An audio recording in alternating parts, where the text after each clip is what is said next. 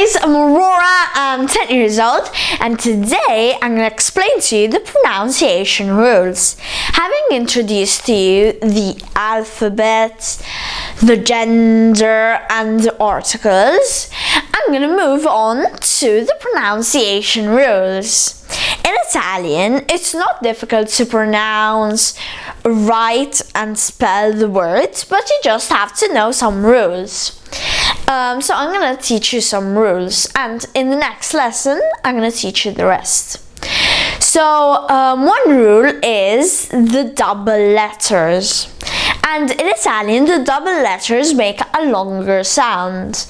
For example, torri is towers, and it has a double R.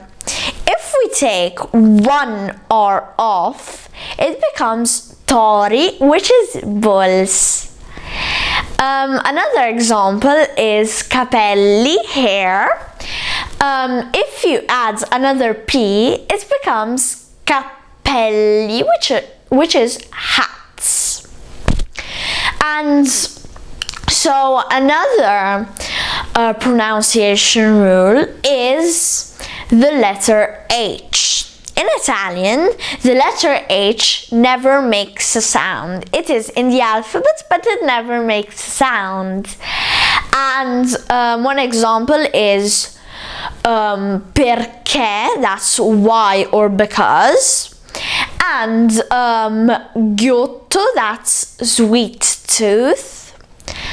And it is also used to write the verb to have. For example, io ho, I have. And for example, in English, we say hotel. In Italian, we write hotel in the same way, but we say it hotel without pronouncing the H. Okay?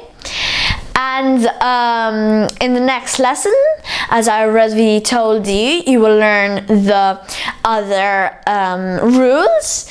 And I hope you liked the lesson of today. Put a thumbs up if you liked the video. Subscribe and remember, verde, bianco, rosso. Bye!